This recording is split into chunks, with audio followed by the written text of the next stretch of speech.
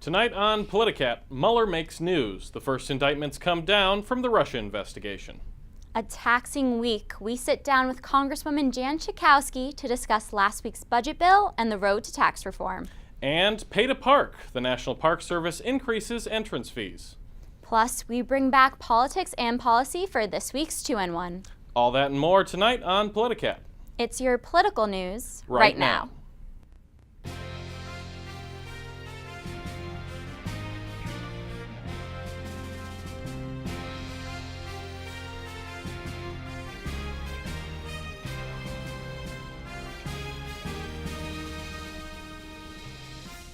Good evening and welcome to Politicat. I'm Andrew Merica. And I'm Tyler Kendall. Thank you for joining us. We'll get to those stories and our panel in a moment, but first, we'd like to extend our thoughts to the victims of terror in New York City and to their families who are grieving tonight. All of us here at Politicat will be thinking of them throughout the show and afterwards. Now for this week's headlines. The governor of Puerto Rico on Sunday canceled a $300 million contract to rebuild part of the island's power grid. The contract to restore power to millions of consumers had been awarded to a company from Whitefish, Montana that has ties to the Secretary of the Interior.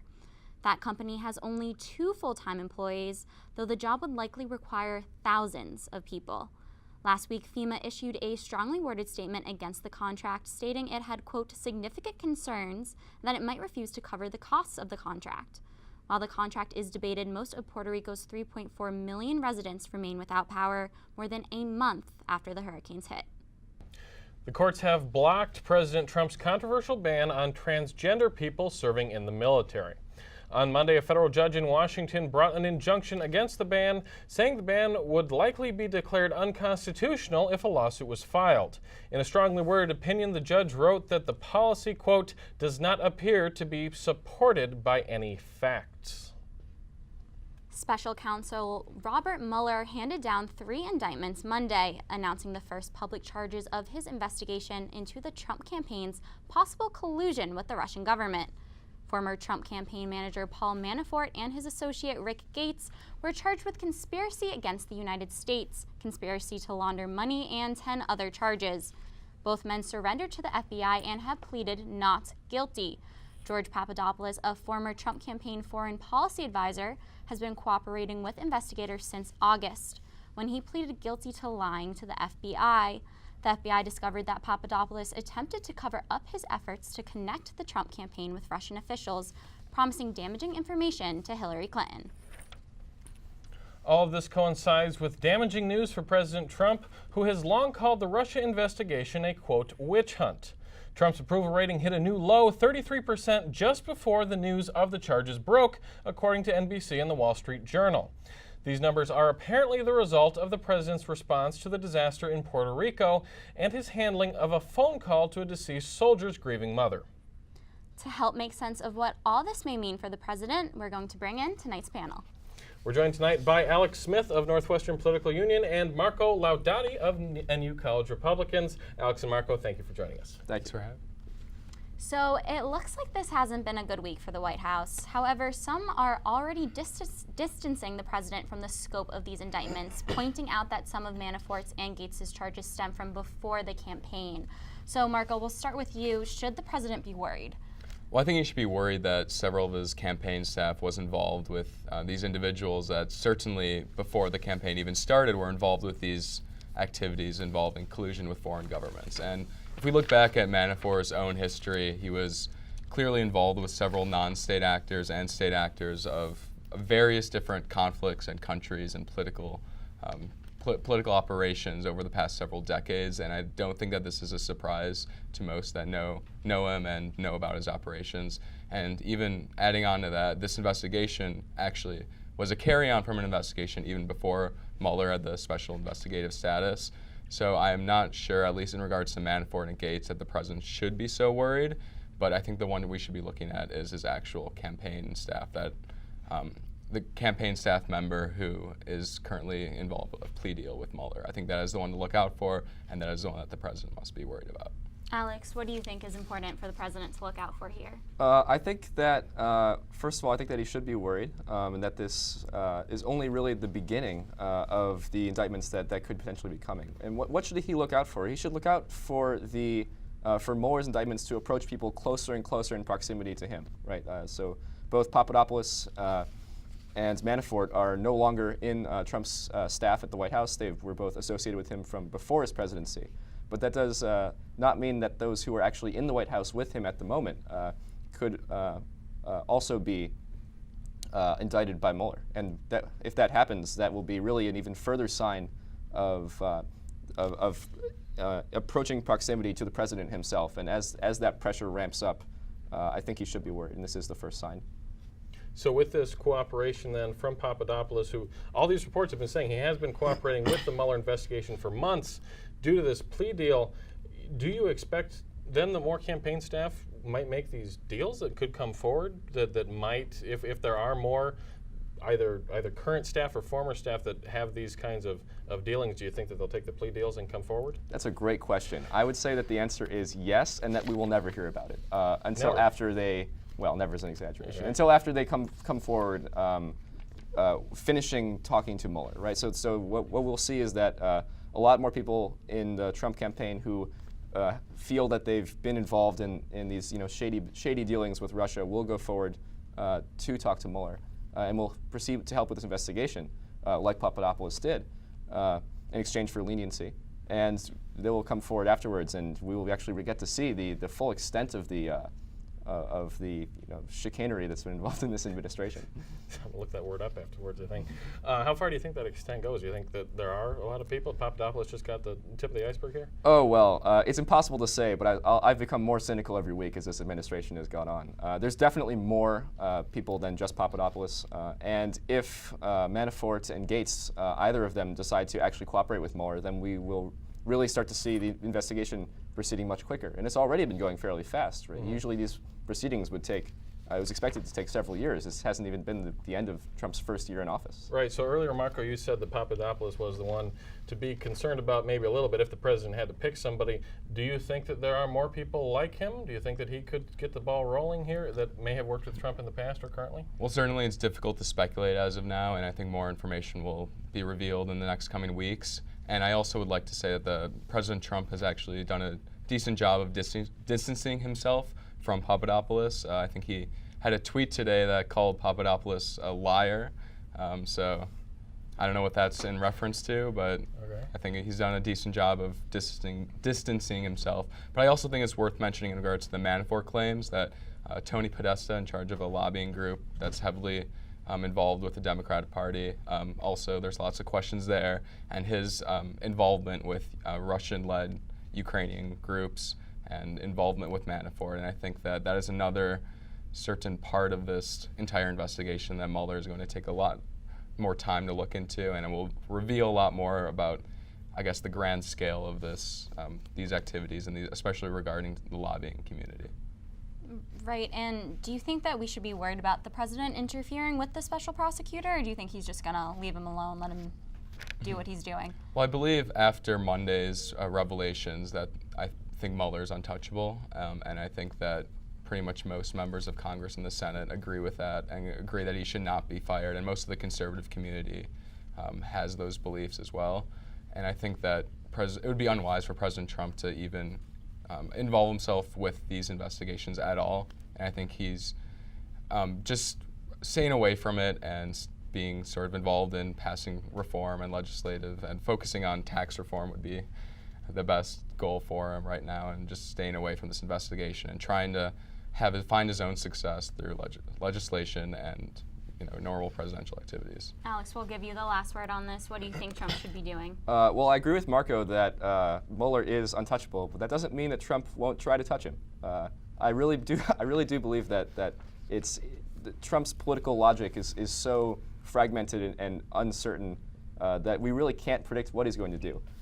There was a good article in the Washington Post entitled about Trump setting up the precursors to another Saturday Night Massacre, where Nixon had done what Trump would potentially do in this case, which is to fire Mueller or fire the Attorney General until the new one fires Mueller. And that would be disastrous, but I'm not entirely certain that Trump wouldn't try. Well, we could go on for hours about this, but we've got to move on. There will be more Politicat after the break.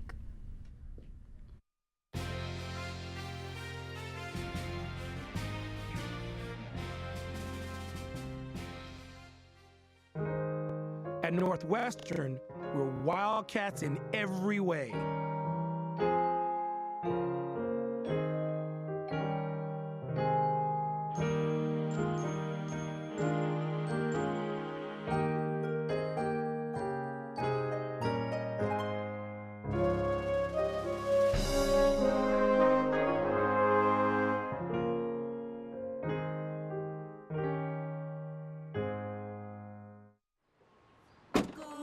Northwestern break right through that.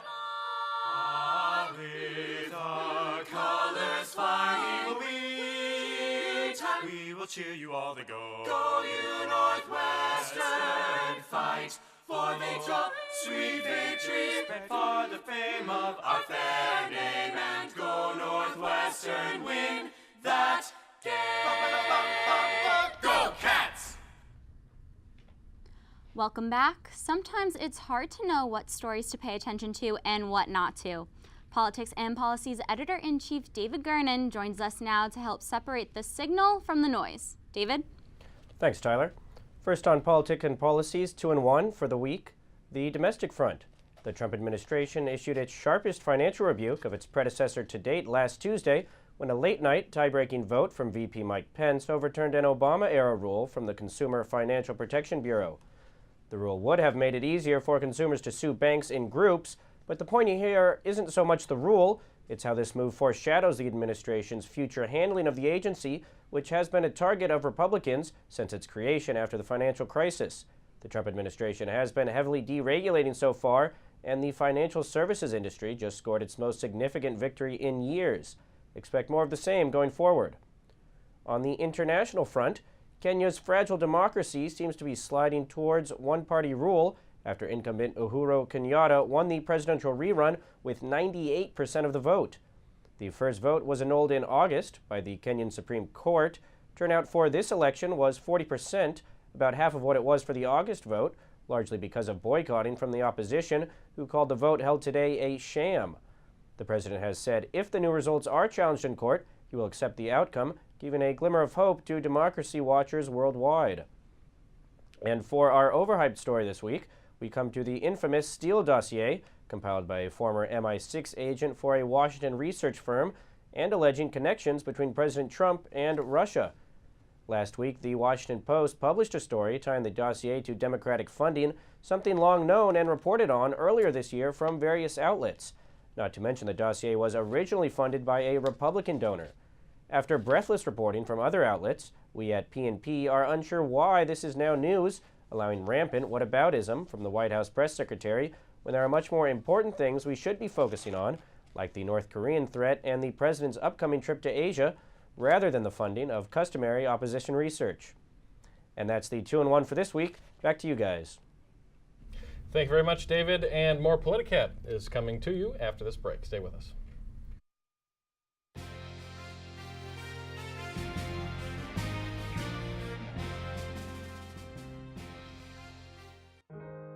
At Northwestern, we're Wildcats in every way.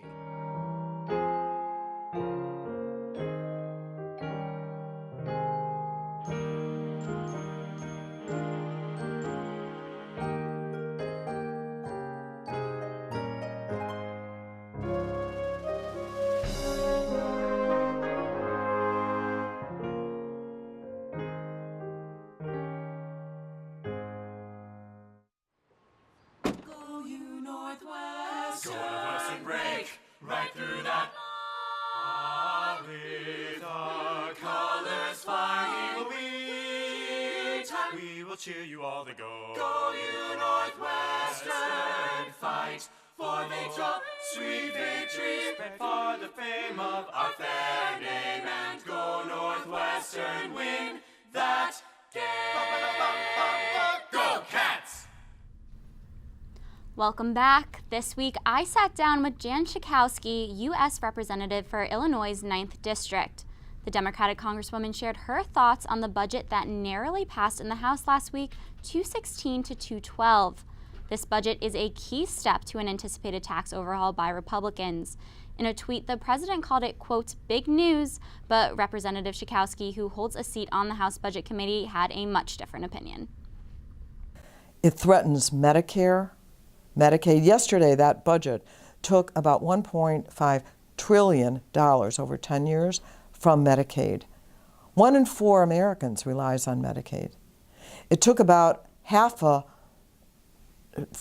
trillion dollars, $470 billion out of Medicare. Look out, people. This budget cut the basis of many of our social programs, of things like infrastructure funding that could produce good jobs, not to mention the fact that we need more infrastructure investment in our country. This is a very bad bill. And their tax bill, 80%, to the top 1%. 20 Republicans ended up defecting. Are you seeing more divisions within the House? That's what I'm saying. And all of the California Republicans voted for it. But that is a very high local tax state. We're thinking many of them are going to balk. So I don't think this bill is done. We're not supposed to even see a bill, including some Republicans who have never seen one, until November 1st. And then they want to vote, bring it to the floor by November 4th. I mean, it's just really ridiculous. And so I would not count on it. If I'm a Republican who is very rich and wants my tax cuts, I would not bet on this bill yet. Not yet. Okay, let's bring in our panel to discuss. So, Alex, Marco, we just heard the Congresswoman talk about how she thinks the budget will exacerbate income inequality in our country. Alex, we'll start with you. What are your thoughts on this? Well, it definitely won't decrease inequality. I would say that it's likely it will make inequality worse. The way that Republicans have gone about this tax reform, doing it in rush style, trying to get it done by Thanksgiving, not including Democrats, trying to really make sure that they exclude Democrats and only have it within the Republican caucus, that it's creating a bill that hasn't had time for significant debate to really find out the real effects, and that's the major problem. Because if you don't know what's going to happen, then the worst will probably happen. And from what Representative Schakowsky said, I think it's perfectly correct. If you cut funding to Medicaid, then you'll be instantly making a lot of people's lives much worse. Marco, what do you think about the budget? Well, I think that it definitely paves the way for tax reform, and a lot of this tax reform hasn't clearly been examined yet. I believe today the news just broke that the top income tax bracket won't even be reduced, and so I think that's something to look at, and it definitely means that there will be lots of debate actually over the tax reform and tax legislative process, because certainly there's Republicans in high income tax deductive areas such as California and New York that are, as of now, opposed to the tax reform bill. So I think in the House we'll see lots of debate over certain issues that many disagree on. But in general, I think this tax bill, its greatest success is actually simplifying the tax code and also providing cuts for the lower income and middle income class. And I think that is very important to look at. And as of now, the tax cuts for the wealthy aren't as extreme as many had originally thought, and I think that will actually continue. And I think also that regarding the state and local tax deductions, by limiting those, which I am in support of, it actually puts more responsibility into the voters and who they're voting for. Because if they're voting for representatives and senators who are in favor of tax increases, then they'll actually see those tax increases rather than just deducting them off their upper middle class income statuses. So I think that a lot of this simplifying of the tax code is very important for the American people and for growth in our economy. And this is not even touching corporate tax reform. All right, well, there's an interesting part of this budget that's causing a lot of disagreement among Republicans. Let's listen to what the Congresswoman had to say about this. Another $1.5 trillion in debt to add to the debt of our country. There's a number of Republicans who are upset about that. So about 20 Republicans dissented in the vote in the House. So do you think there's going to be more conflict when this budget comes up for a vote in the Senate? Marco, we'll go back to you. I think most of the difficult debate on the Republican end of things is going to be involved in the House. I believe in an interview with Grover Norquist on CNBC, he had stated that most senators should be in support of the bill, and as of now they are. What we're going to be looking at, though, is a lot of difficulty with, again, these Republicans in states such as New York and California and Illinois even that will have issue with the state and local deductions. And I think that's going to be the biggest point of content among Republicans and among representatives and senators. Is that how you see it, Alex, quickly? Yeah, well, I would say that there have been two opposition parties in Congress so far through Trump's presidency, and that's the Democrats and the Freedom Caucus. And the Republicans are really trying very hard to make sure that the Freedom Caucus stays in on this tax bill. And in order to do that, they have to do a lot of tax cuts. But the problem is that they're not actually finding sustainable and reasonable ways to offset the increased deficit because they're going to be losing revenue. And they'll justify that by saying, oh, well, if we reduce taxes, it'll increase taxable income, but it doesn't add up, right? You're still going to be losing most of that income. Let's give Marco a quick final word here. Yeah, so I think another part that we have to mention is corporate tax reform, which will increase the profits of corporations, and also a lot of the reforms involve repatriation and also CapEx deduction, which will help companies reinvest in themselves, which means that they will also be reinvesting in the American people and growth in the economy. And we'll see the stock market increase significantly, which will help hundreds of millions of Americans. And I believe that corporate tax will be a unifying factor for the Republicans. All right, guys, we're going to have to stop it here. This has been great. We're going to say thank you again to our panelists, Alex Smith and Marco Laudati. We'll be right back.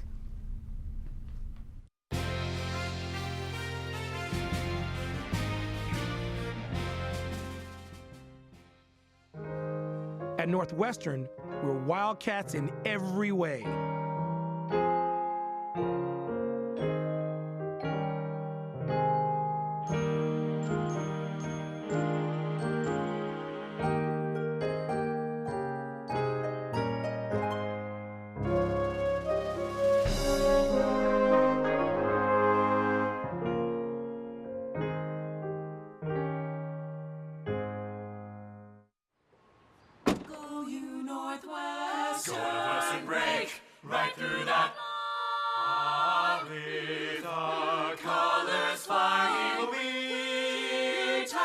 Cheer you all to go. Go you Northwestern, fight for victory, sweet victory, spread for the fame of our fair name, and go Northwestern, win that game. Go Cats! Welcome back. We send it now to NNN Chief Foreign Correspondent Eric Miller for this week's Global Recap. Iraq, Afghanistan, and maybe Syria. Ask any American where the U.S. has forces on the ground, and those are the three countries you'll likely hear. But an incident in Niger earlier this month has exposed for many just how wide-ranging the war on terror has become. Hey, ladies and gentlemen, thanks for the opportunity to speak to you about the recent events in Niger. At a press conference in Washington last week, Chairman of the Joint Chiefs of Staff, General Joseph Dunford, laid out just what the U.S. is doing in North Africa. It's the same thing we're doing in Iraq and Syria, and it's what we're doing in Afghanistan. Specifically, counterterrorism, and it's not just Niger.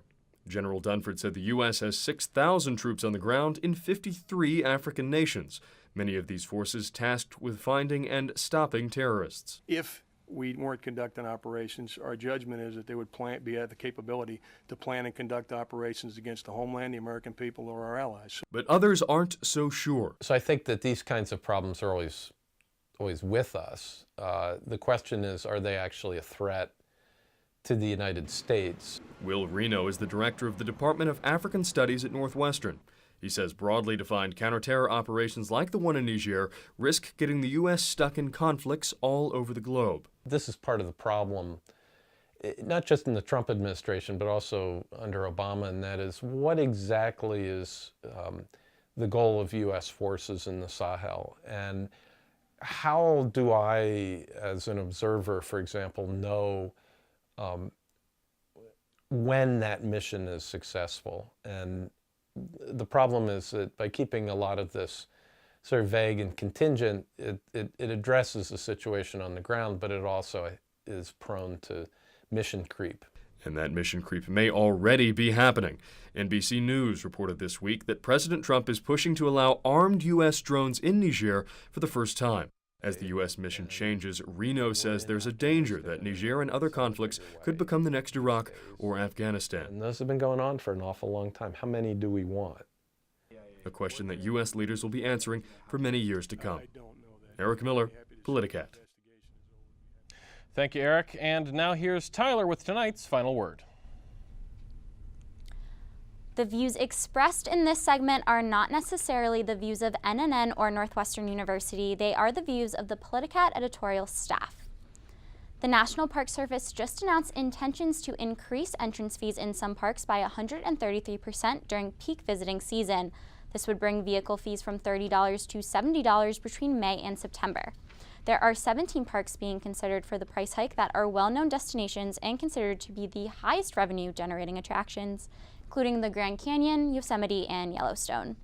In recent years, park resources have felt the burden of visitation records being broken, as nearly $11 billion in maintenance fees have accumulated, according to the National Park Service.